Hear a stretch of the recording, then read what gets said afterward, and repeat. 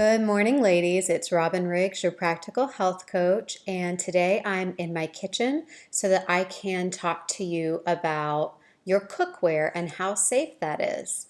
So we do a lot here with overall health and wellness, and it does us no good to be cutting up and cooking all of these beautiful fresh vegetables and grains and food that's wonderful and nutritious for us if we are preparing them in a pan that is also leaching chemicals that are linked to cancer or off-gassing in our house and contributing to poor indoor air quality. So I want to quickly go through your different options for cookware, tell you which ones to try to phase out of your kitchen and which ones are safest to bring in. Non-stick Teflon is one of the most popular cookware types in the kitchen, but it's also the most controversial. According to the Environmental Working Group, non-stick coatings can reach 700 degrees Fahrenheit in 3 to 5 minutes, releasing 15 gases and toxic chemicals. Those chemicals, including fluoropolymers and carcinogens, can be released into the food that you're then ingesting and also into the air in your home, contributing to indoor air pollution. Now, I know that's pretty bad news because nonstick cookware is very convenient, it's easy to cook on, and it's easy to clean up. But I have some safer alternatives for you, and we'll talk about how easy they are to use and clean up so that you can kind of decide on your own which ones would be best for your kitchen. Let me start by just showing you an example of nonstick cookware. This is an old pot that I've had for a long time that I no longer use because it is not safe, but I use it as an example. And it used to have a black nonstick cookware or surface, and you can see that it's gotten scratched quite a bit over the years through the use of tongs and other metal pieces that probably shouldn't have been used to clean it. So there's two problems here. First, when this gets heated up, it releases the chemicals that I mentioned to you. Second, it has a scratched surface now, so some of these little flecks of nonstick coating can end up in your food, which is a really bad situation. So this is what we don't want. We want to be getting rid of these from the kitchen. There are some nonstick options now that are safer. There are green nonstick options, and they are coated with a different type of chemical, which is supposedly better for you. However, I'm a little bit uneasy with the lack of evidence supporting that. But let me show you one of those. This is by a green cooking line. It does have a nonstick surface, and supposedly the coating again is good for you, but I'm not using this very often because I'm not completely convinced by that. What I feel most comfortable cooking with right now is cast iron.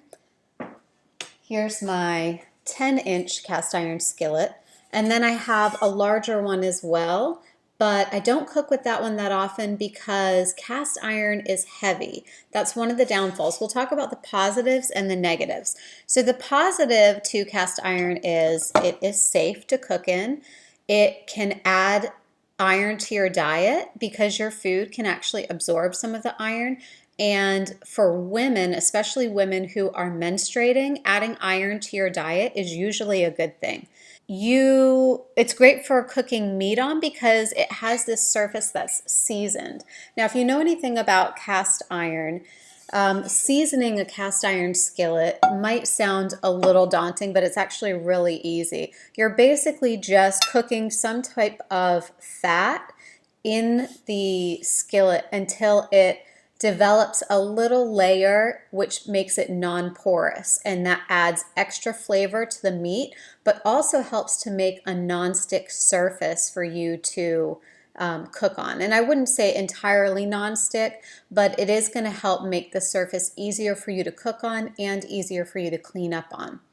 Now, some cast iron skillets come pre-seasoned now, so you don't even have to worry about doing that. But another great thing about cast iron skillet is because it's all iron, it can be transferred right to the oven. So there are certain dishes you might be making, fish is one of them, where you want to sear the meat quickly in the cast iron on the stove and then transfer it into the oven to cook for a few more minutes. And this can be done in a cast iron skillet. You don't have to worry about it having you know, like these coatings that you can't put into the oven. Another benefit about it is they're pretty affordable. And on top of that, they can very often be found at places like Goodwill or the thrift store. So if you're watching this right now and you don't have a cast iron skillet and you do have all nonstick, consider making this one of your first purchases because it really is affordable enough to do so. And you can probably find it at your local thrift store as well. So now to talk about the negative parts of cast iron. First is they're just heavy. I mean, this one isn't too bad because this is a 10-inch, but I specifically got this after having my larger skillet because my other one was so heavy that it's hard to even use. So I don't love that they're heavy, but I deal with it. But if you have arthritis or some issues with your wrist, that could be a little bit of an issue. Another downfall is you don't clean it in the traditional way of using soap or an abrasive.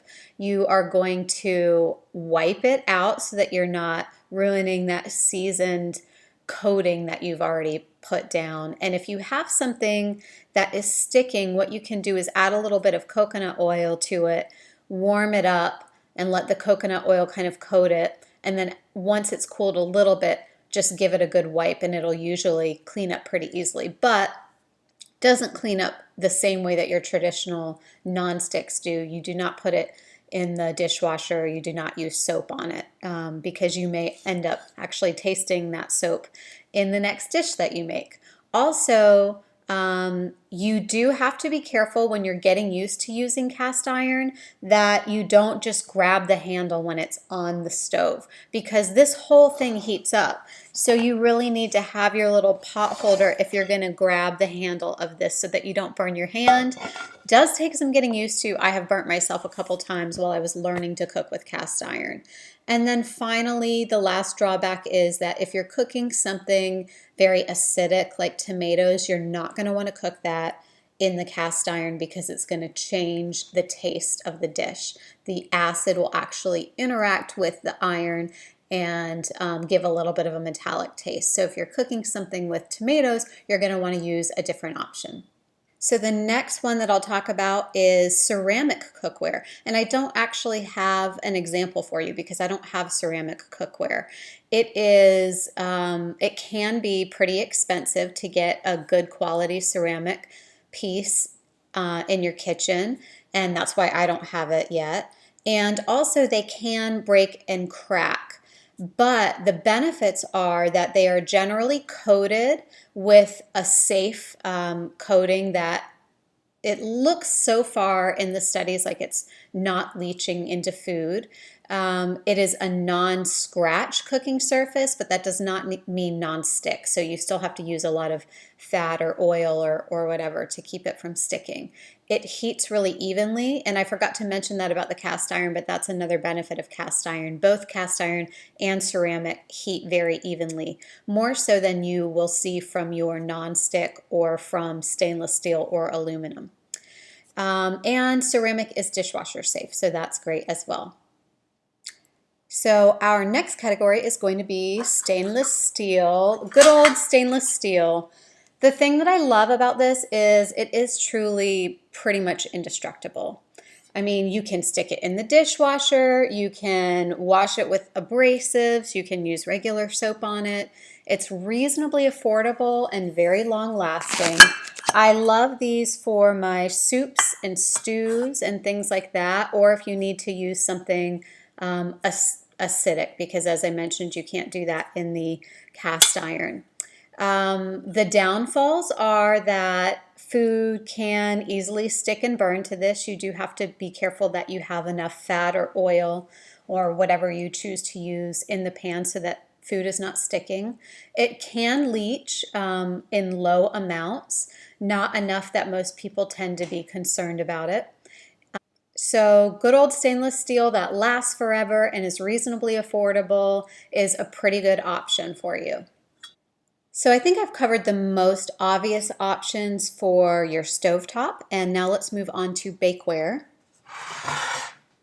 What I want to talk about as far as safe options are first the stoneware, and there are all kinds of different stonewares out there. Mine looks like a mess, but again, this is similar to cast iron where it has a surface that's porous, so you cannot clean it in the same way that you can clean something like stainless steel or glass with soap or sticking it into the dishwasher. So it's going to end up with this seasoned look, even if you try to do a pretty good job of cleaning it up.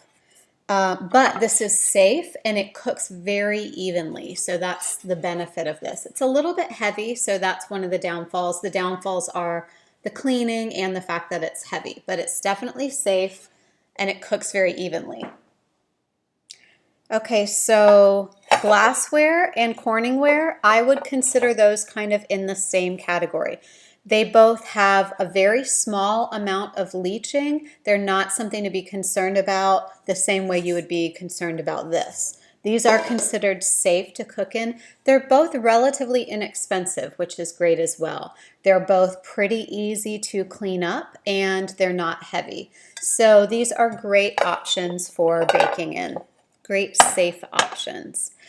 One thing that I failed to mention before is aluminum. Aluminum has now shown to be pretty leachy. Is that a good word to use? Leachy? Don't mean the fruit, don't mean the leech that sucks your blood. I mean aluminum will release chemicals into your food. So we're trying to move away from aluminum as well. If you have any of that, consider slowly transitioning out. So kind of a lot of information here, but hopefully what you take away is that your non-stick cookware should really be phased out. And don't feel like you need to be overwhelmed and trash everything and go buy all new stuff. That would be pretty expensive. If you can afford it, that's fine. If not, just change one piece at a time. Like I said, the cast iron can be found really inexpensively. The bakeware is all relatively inexpensive unless you're going with enameled cast iron. And you can just do it little by little. You can look at thrift shops, you can look at TJ Maxx and Home Goods, and just take the time to slowly transition out of the cookware that is bad for your health and into the cookware that is actually, in some cases, like cast iron, if you need extra iron, is actually good for your health. So I hope that that is of benefit to you and you will make some changes in your kitchen if you need to.